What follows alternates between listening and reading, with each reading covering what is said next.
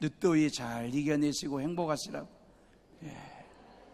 우리 2층에도 많이들 오셨는데 우리 2층과 잠옷을 아이들 격려해 주시고 인사도 해 주시고.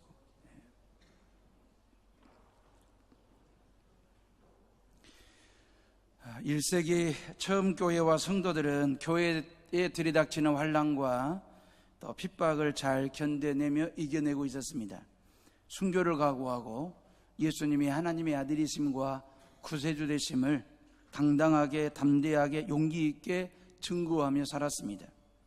사도들은 사도들대로 목회하는 일에 전념했고 성도들은 성도들대로 하나님을 예배하거나 기도하고 찬송하고 전도하는 일에 열심이었습니다. 하나님은 하나님대로 그런 교회와 성도들에게 성령의 능력을 부어주시는 일을 하셨고 교회는 교회대로 든든하게 성장하고 부흥하고 있었습니다. 근데 우리가 여기서 주목해서 살펴볼 것은 성령 체험이나 교회 부흥 다음에 성경은 말입니다, 물질 생활에 대한 이야기를 소개하고 있다라고 하는 점이거든요. 사도행전 4장도 사도 베드로와 요한의 그 무사 귀환을 위해서 성도들이 합심하여 간절하게 기도했지 않습니까? 그럼 31절에 보면 빌기를 다음에 모인 곳에 진동하더니 무리가 다 성령에 충만하여 담대히 하나님의 말씀을 전하니라 그랬거든요. 사도 요한과 요한의 무사 귀환을 위해서 간절하게 마음 모아 합심하여 기도할 때에 기도하는 것에 진동할 정도로 그들이 성령을 충만하게 받고 담대하게 하나님의 복음을 전하더라 그리 되어 있거든요. 그래서 성령 충만함을 체험하고 난 이후 성경은 물질 생활, 성령 충만함을 체험한 성도들이 어떤 물질 생활을 해야 되는지에 대해서 이렇게 바늘 가는데 실 따라가듯이 그렇게 배열을 해 놓았거든요. 어찌 보면 있는 사람들이 없는 가난한 성도들을 위해서 오늘 본문 말씀해 보니까 밭을 팔고 집을 팔아서 사도들의 발 앞에 자발적으로 헌금하고 기부했더라. 그 기부된 헌금을 가지고 사도들은 필요에 따라 성도들에게 이렇게 나눔과 구제를 통해서 성도들이 물질로 인하여 어려운 일 당하지 않도록, 교회가 물질로 인하여 시험 들지 않도록 구제와 나누는 일에 열심이었다라고 하는 그런 내용들이거든요. 실은 어찌 보면 이런 아름답고 복스러운 모습은 이미 사도행전 2장에서 우리가 한번 보았던 적이 있습니다. 오순절에 마가의 다락방에 120명 성도들이 성령을 사모하면서 열심히 기도했을 때에 10일째 되는 날 120명 성도들이 성령 충만함을 체험하게 되었지 않습니까? 성령을 체험한 성도들이 그 다음에 물질 생활을 어떻게 했냐면 성경은 이렇게 기록해 놓고 있어요. 사도행전 2장 44절 45절에 믿는 사람이 다 함께 있어 모든 물건을 서로 통용하고 또 재산과 소유를 팔아 각 사람의 필요를 따라 나눠주며 그랬거든요. 사도행전 2장에서는 120명 성도들이 성령 충만함을 받고 난 후 물질 생활을 어떻게 했는지, 사도행전 2장에서는 성도들이 뭐 이런저런 어떤 그 자발적인 기부 아니면 자발적인 나눔을 각자 개개인이 했습니다. 개인의 이름으로 개인이 어려운 사람들을 돕고 돕는 일에 했고, 사도행전 4장에서의 차이점이 뭐냐면 사도행전 4장도 그들이 성령을 충만하게 체험하고 난 후 그들도 물질을 하나님 앞에 자발적으로 드렸는데 자발적으로 드려진 헌금을 가지고 교회가 말입니다, 사도행전 2장에서는 개인이 했거든요. 근데 사도행전 4장에서는 교회를 대표하는 사도들을 중심으로 해서 그래서 사도들 말 앞에 두었더라 그리 되어 있거든요. 사도들이 교회를 대표성을 띠고 성도들의 형편과 처지에 맞는 나눔과 구제 활동을 했다. 변화가 생겼지 않습니까? 개인이 했던 나눔과 구제 사역을 교회가 구제와 나눔의 사역을 했다라고 하는 이 차이점이 2장과 4장에서 있습니다. 업그레이드가 된 거지요. 방법론에 있어서 말입니다. 이제 공통점이 뭐냐면 모든 성도들이 1세기 처음 교회 교인들은 모든 성도들이 한결같이 성령을 체험하고 난 후 그들은 물질에 대한 인색함이나 물질에 대한 아둥바둥 모으려고 손에 쥐려고 하는 욕심에서 벗어나 밭을 팔고 집을 팔아서까지라도 가난한 성도들과 이웃을 위하여 나누는 물질 생활을 했다라고 하는 이야기가 공통점이 되는 거거든요. 성경에는 신앙 이야기를 하면서도 물질 이야기를 하는 성경 구절 대목이 참 많습니다. 다시 말하면 신앙과 물질을 세트로 설명하는 말씀도 있고, 바늘과 실처럼 신앙과 재물을 묶음으로 설명하는 부분들도 있고, 신앙생활만 잘하는 것이 건강한 신앙이고 좋은 신앙이 아니라 물질 생활도 잘해야 믿음이 좋은 것임을 말씀해 주는 그런 대목이 성경 여러 군데 나와 있습니다. 그러면서 신앙생활과 물질생활의 아름다운 하모니를 이룬 이 바나바 이야기 말입니다. 다음 주 그 바나바 말입니다. 그러니까 믿음도 좋았고 물질생활도 본이 될 만한 했던 그 바나바 이야기는 다음 주에 할 거고요. 그 다음 주에는 우리가 잘 아는 안타까운 부부 이야기가 나오지 않습니까? 사도행전 5장의 아나니아와 삽비라 부부 말입니다. 그들은 믿음 생활도 좋지 아니했지만 물질 생활마저도 좋지 못해서 결국 하나님의 징벌을 받았던 아나니아와 삽비라 부부 이야기는 다다음 주에 제가 여러분들에게 소개하기로 하고요. 왜 이렇게 누가는 말입니다. 사도행전을 기록하면서 성령 충만한 사건 다음에 꼭 물질 생활, 다시 말하면 성령 충만함을 받은 성도들이 어떻게 물질을 가지고 하나님을 섬겼고 교회를 섬겼고 가난한 이웃들을 섬긴 이야기를 기록해 놓고 있을까?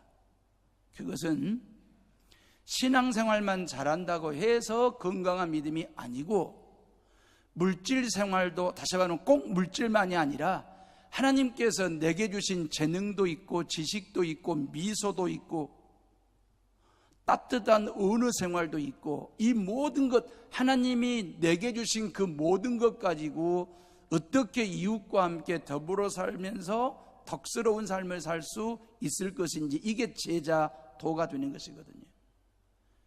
누가가 기록한 사도행전은 그 이야기를 계속해서 반복해서 우리에게 말씀해주고 있는 거거든요. 실질적으로 말입니다.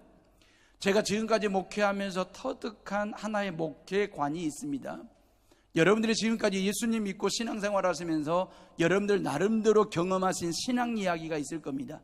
제가 터득한 목회관과 여러분들이 경험하신 신앙 이야기가 별로 다르지 않을 텐데, 그 이야기가 뭔 얘기냐면, 실은 신앙생활 말입니다. 신앙이 좀 부족하고 연약하고, 신앙이 좀 약하고, 신앙이 좀 딸리고, 신앙이 좀 부족하다고 해서 여러분들 생활에 어떤 고충이 생기거나 아니면 여러분들이 신앙생활에 시험 들거나 그런 일은 별로 없습니다. 뭔 얘기냐면, 예배의 정성도가 좀 떨어진다든지, 주일 성수의 어떤 그 빈도가 좀 떨어진다든지, 아니면 여러분들이 찬송의 기쁨이 좀 남들보다 좀 약하다든지, 기도가 좀 부족하다든지, 아니면 성경을 좀 가까이 하는 그런 어떤 그 열심히 있는 신앙이 좀 아니다고 해서 여러분들의 삶에 어떤 고충이 생기거나 갈등이 생기거나 아니면 신앙이 병들거나 멍드는 일은 없습니다.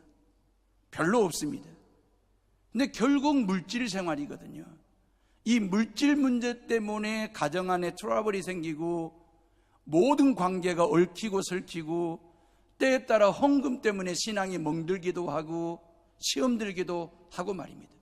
실은 신앙 때문에 생활이 어려워지는 게 아니고 이 물질 때문에 삶 자체가 고단해질 때가 많다라고 하는 이야기거든요. 그러니 이 돈 문제가 얼마나 우리의 신앙에 영향을 끼치는지를 알 수 있는 대목이거든요. 사랑하는 에오름의 식구들이여, 신앙생활과 물질생활의 건강성을 유지하고 하모니를 이루려면 돈에 대한 바른 인식 말입니다. 재물에 대한 바른 인식이 필요하지요. 돈이 하나님이 될 수는 없습니다. 그런데 죄인에게 하나님이 꼭 필요하듯이 인간에게 돈과 재물이라고 하는 것은, 물질은 꼭 필요한 것입니다. 구약시대의 사람들은 하나님께 축복받은 그 축복의 기준을 재물을 가지고 판단할 때도 있었습니다. 재물이 넉넉하다, 여유가 있다, 물질의 복을 많이 받았다라고 하는 것을 하나님께 축복받은 사람의 기준으로, 그래서 아브라함이나 야곱이나 요셉을 봐보세요. 물질의 복을 받았던 사람들이거든요. 그러면서 우리는 그들을 하나님께 복받은 사람이라고 이야기를 합니다. 근데 신약 시대에 와가지고 사람들은 복의 기준을 좀 다르게 정했습니다. 영원히 잘 되는 것을 축복 중에 축복이라고 여겼습니다. 그렇다고 해서 신학시대 때 성도들이 물질 생활을 등한시했거나 무시했거나 고랬다는 얘기는 절대 아니고요.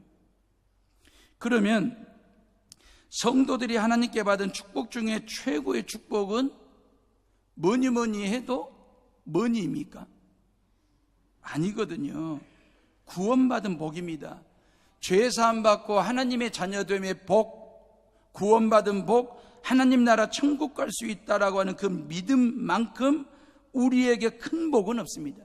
하나님께서 이 은혜는 공평하게 모든 사람들에게 주신 복이거든요. 그러니까 하나님께 받을 수 있는 최고의 복은 구원받은 복이고, 하나님께서 저와 여러분들에게 주실 수 있는 최상의 복도 구원받는 복이 되는 것인데, 하나님이 우리에게 주시는 복의 목록에서 말입니다, 우리가 여기서 조심해야 될 것은, 그러면 예수님 믿고 죄사함 받았고 하나님의 자녀가 되었고 구원받았으니까 나는 하나님께 모든 축복 다 받았네, 끝, 이게 아니라는 거예요. 구원받은 복을 받았으면 다 받았지, 아닙니다. 성경 그 어디에도 돈이, 재물이, 물질이 하나님이 주신 축복의 목록에서 제외됐다는 성경 구절은 한 구절이 없습니다. 무슨 얘기냐면, 성경은 우리에게 물질과 재물에 대해서 조심하라고 그렇게 말씀하시는 부분이 있어요. 그리고 이걸 우리는 좀 돈으로부터 자유로워야 된다라고 하는 말씀이 나옵니다. 그럼 돈으로부터 자유로워야 된다라고 하는 말은 돈에 매이거나 돈에 지배를 받지 말고, 그 말이거든요. 이걸 통제할 수 있어야 된다라고 하는 것이 성경의 가르침이거든요. 이게 돈의 지배를 받는, 통치를 받는 인생이 아니라, 경제활동이 아니라 오히려 그 재물과 돈과 물질을 통제하고 다스리면서 어떻게 하면 하나님을 영화롭게 하는 데 쓸 것이며, 어떻게 하면 내 주변 모든 사람들과 함께 더불어 덕스럽게 하나님의 나라를 일구어내는 일에 그 재물과 재산과 돈을 쓸 것인가에 대한 생각을 가지고 살아가는 것, 성경의 가르침은 바로 그거거든요. 이게 저와 여러분들에게 주어진 숙제인데, 이 숙제를 어떻게 풀어낼 것인가, 오늘 본문 말씀에 이리 말씀하세요. 32절 말씀이요. 우리 다 같이 한번 32절을 읽어봅니다. 시작. 믿는 무리가 한 마음과 한 뜻이 되어 모든 물건을 서로 통용하고 자기 재물을 조금이라도 자기 것이라 하는 이가 하나도 없더라 그랬어요. 모든 물건을 서로 통용하고 그랬습니다. 서로 통용했다는 말은 서로 공유하고 서로 나누고, 하나님 앞에 드려진 자발적인 헌금과 기부, 헌물이 내 것이라고 우긴 사람 없고 내 것이라고 욕심내는 사람 없이 하나님 앞에 드리고 사도들 발 앞에 드린 그 헌물은 말입니다, 모든 사람들이 필요로 하는 사람들이 마음껏 자유롭게 쓸 수 있도록 요 얘기거든요. 예루살렘 초대교회 처음 교회는 예루살렘 본토백이, 그 교인들도 있었고, 6월절 명절을 지키려고 흩어졌던 디아스포라들이 6월절 명절을 지키려고 예루살렘에 방문했다가 예수님의 십자가 죽음과 부활하심을 목격하고 난 후, 그리고 50일 후 마가다락방에 임한 성령을 체험하고 난 후 고향으로 돌아가지 않고 예루살렘에 머물게 된 뜨내기라고 얘기할까요? 그런 교인들이 처음 교회 안에 있었죠. 그러면 이제 예루살렘 본토백이들은 생활하는 데 어려움이 없죠. 예루살렘이 원래의 땅이니까.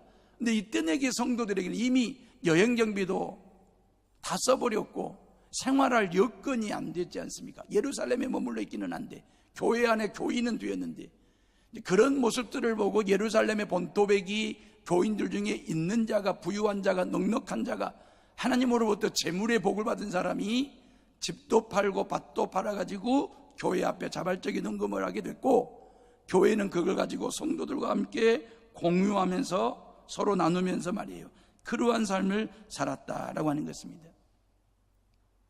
사람 모인 곳에서 가장 어려운 게 뭐냐면 서로 공유하고 서로 나누는 것입니다. 그것이 돈이 됐든 물질이 됐든지 간에 말입니다. 이걸 서로 공유하고 나눈다라고 하는 게 어렵습니다. 왜냐하면 모두에게 다 소유욕이 있기 때문에. 그런데 서로 소유하고 공유하는 생활, 이게 딱 가능한 공동체 하나가 있습니다. 아무런 욕심도 없이 서로 공유하고 나눌 수 있는 공동체 하나가 있는데, 그것은 바로 가정이라고 하는 공동체입니다.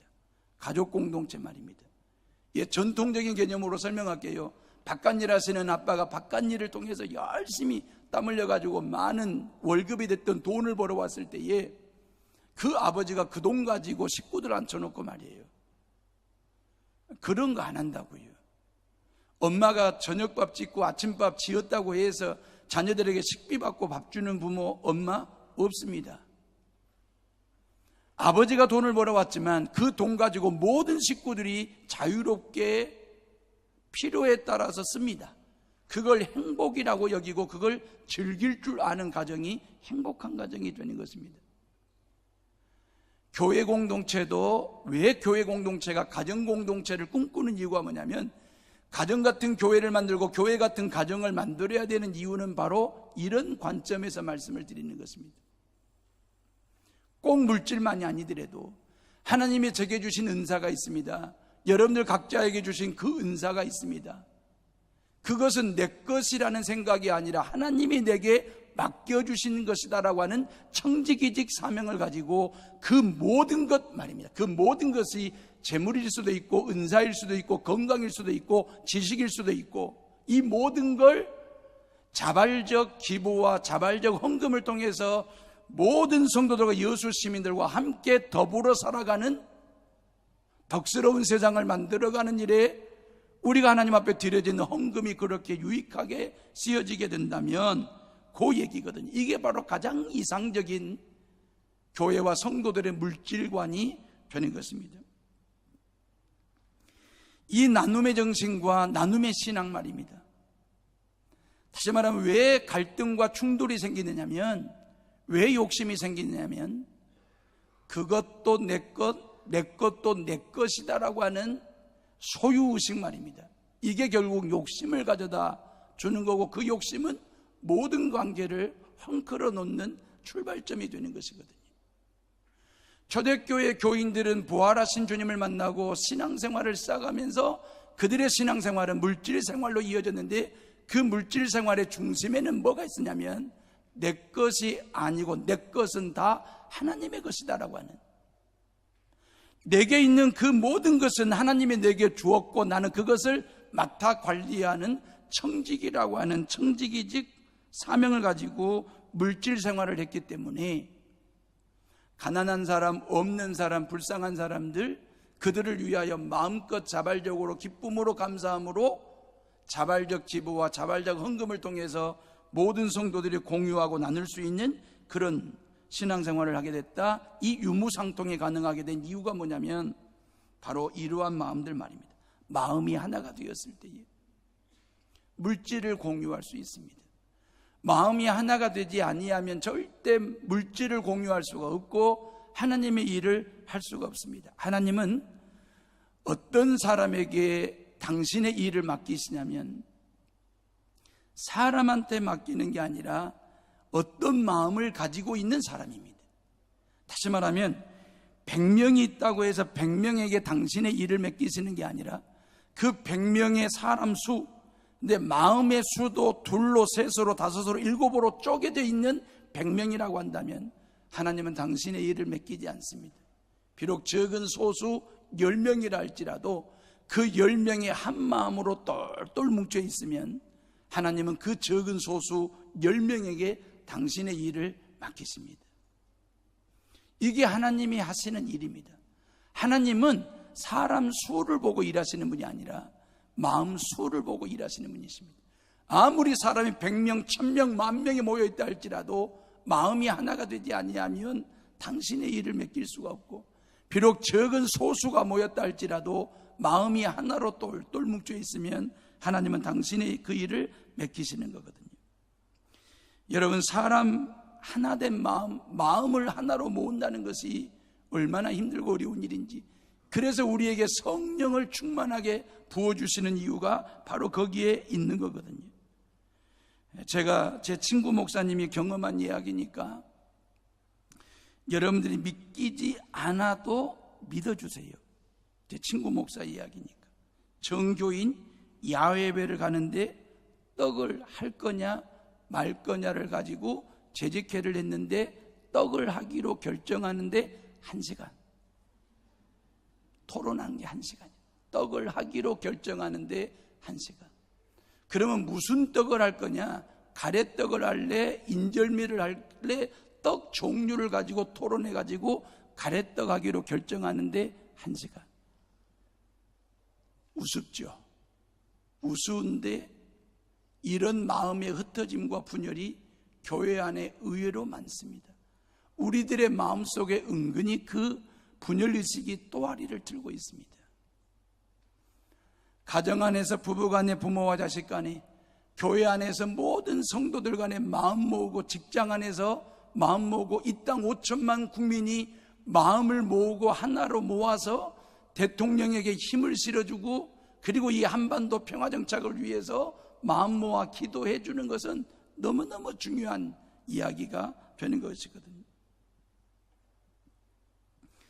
마음이 따로이면 절대로 물질을 공유할 수가 있습니다. 공유할 수가 없습니다. 요즘 부부 사이에도 재산 관리를 따로 한다고 하시던데 여러분들은 어떠십니까? 통장이 따로 있고 재산 목록이 따로 있고 그 생필품이 따로 있고 뭐 여기까지는 그렇다 치고라도 그렇다 치고라도 마음마저 따로 있다고 한다면 우리 하나님 아버지께서 얼마나 불편해 하실까.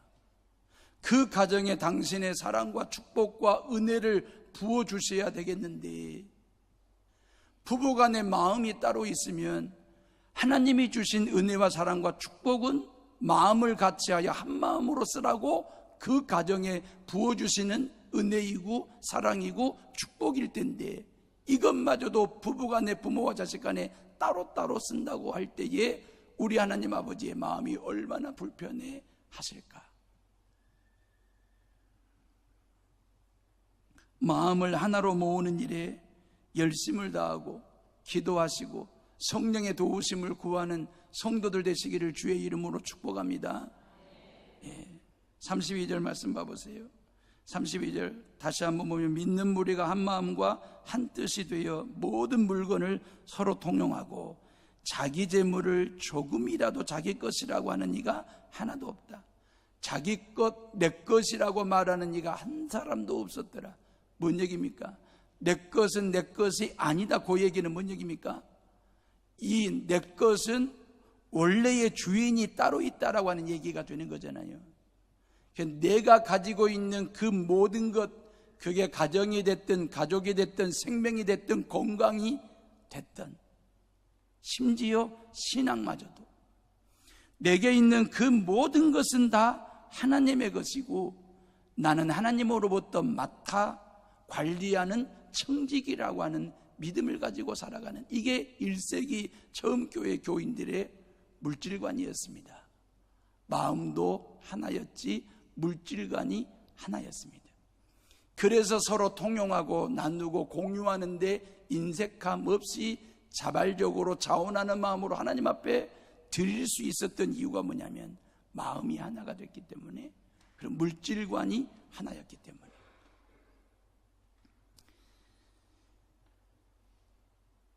시편 24편 1절에 보면 땅과 거기에 충만한 것과 세계와 그 중에 거하는 자가 다 여호와의 것이로다 그랬어요. 시편 89편 11절에 하늘이 주의 것이요 땅도 주의 것이라 세계와 그 중에 충만한 것을 주께서 건설하셨나이다 그랬어요. 욥이 뭐라고 얘기했습니까? 주신 자도 여호와시요 취하신 자도 여호와이시오니 내가 그 하나님 여호와를 찬양하리로다 그랬어요. 사도 바울이 뭐라고 고백했습니까? 디모데전서 6장 7절로 8절에 우리가 세상에 아무것도 가지고 온 것이 없으며 또한 아무것도 가지고 가지 못하리니 우리가 먹을 것과 입을 것이 있은즉 족한 줄로 알 것이니라. 공술의 공수거를 얘기하면서 주신 이도 하나님 여호와이시고 취하시는 이도 하나님 여호와이시니 여러분들이 가지고 있는 모든 것이 다 하나님의 것임을 알고 창조주 하나님과 나는 피조물, 이 신앙 공식에서 잠깐이라도 벗어나지 않아야 우리가 물질 때문에 욕심내거나 인색하지 아니하고 내 주변 모든 사람들과 함께 더불어 나누고 구제하는 삶을 통해서 하나님의 영광을 드러내게 된다라고 하는 것이죠.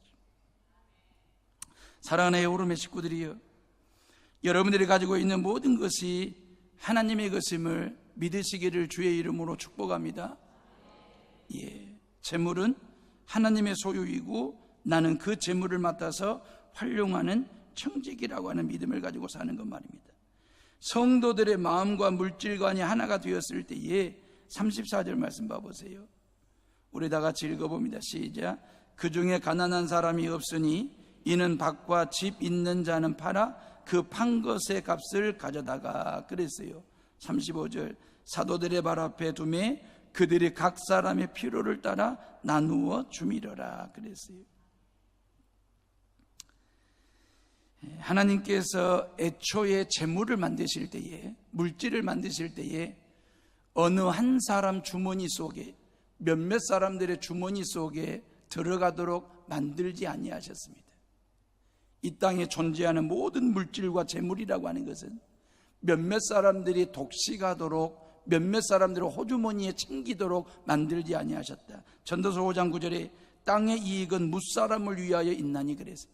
여러분들이 땅에서 얻는 모든 유익은 뭇사람 그랬어요. 모든 사람을 위하여 있는 것이니 그 말이거든요. 하나님께서 우리에게 물질을 주신 이유, 목적이 분명하지요. 여러분, 삼성그룹의 이병철 회장께서 자꾸 하셨지요. 근데 이 이병철 회장님께서 돌아가시기 전에 의료진들에게 이렇게 말씀을 하셨어요. 유언처럼 남긴 말입니다.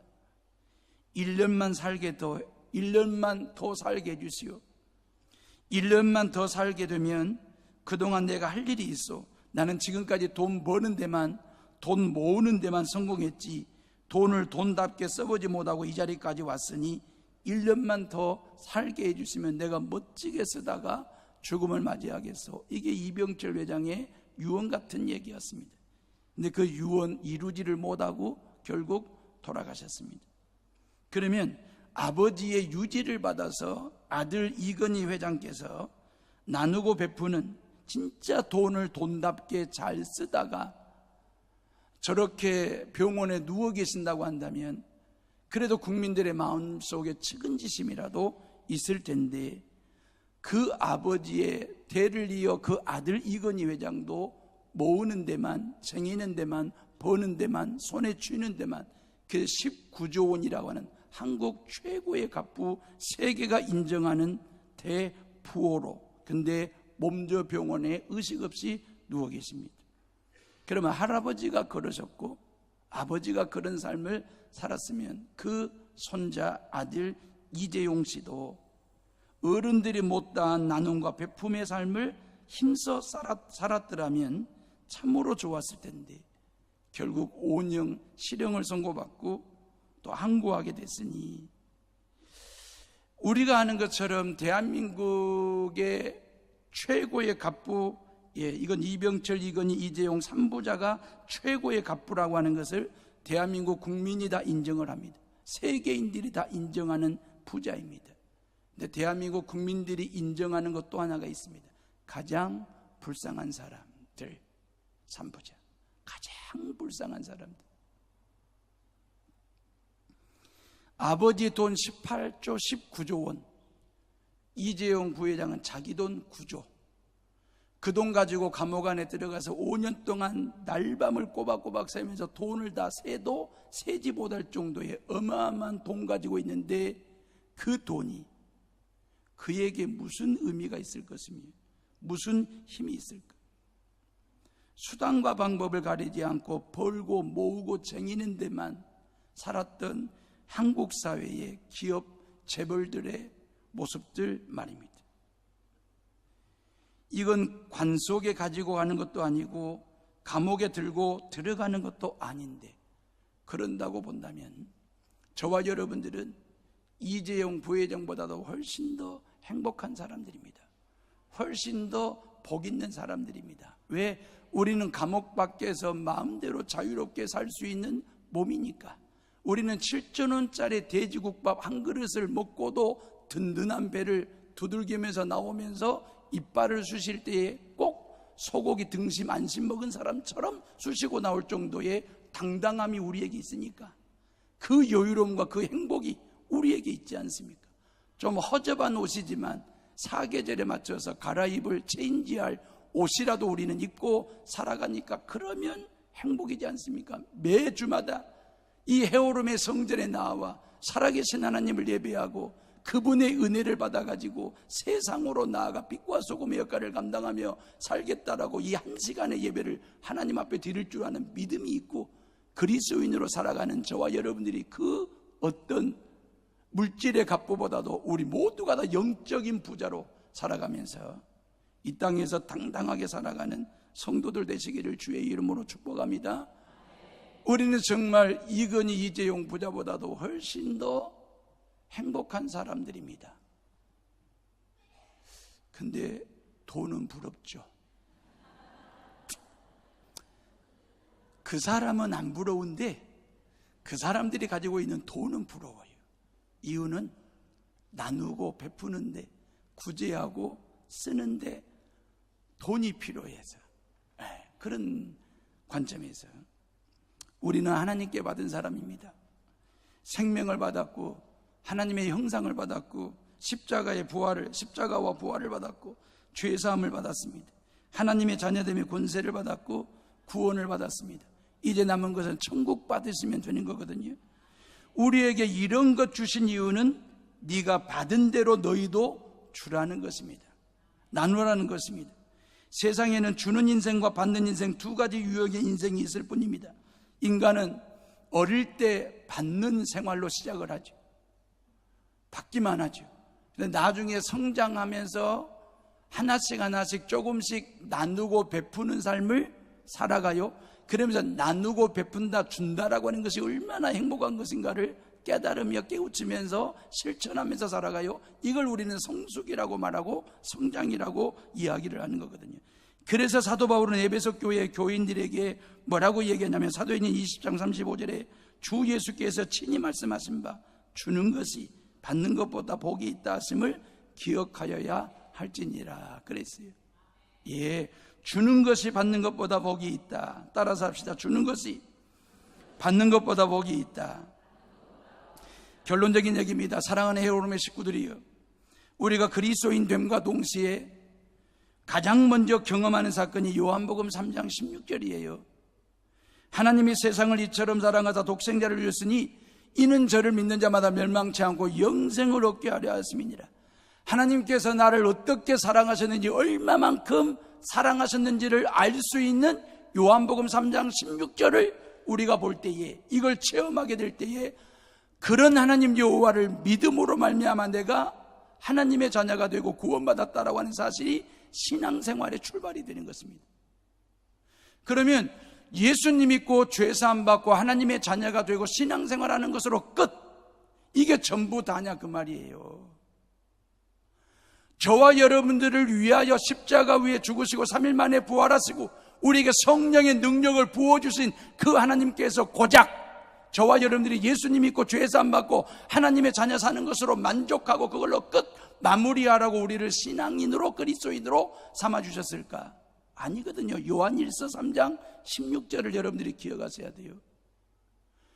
요한복음 3장 16절, 요한과 3장 16절은 똑같은데 내용은 다른 구절이거든요. 요한일서 3장 16절은 뭐라고 되어 있냐면 그가 우리를 위하여 목숨을 버리셨으니 우리가 이로써 사랑을 알고 우리도 형제를 위하여 목숨을 버리는 것에 마땅하니라 그랬어요.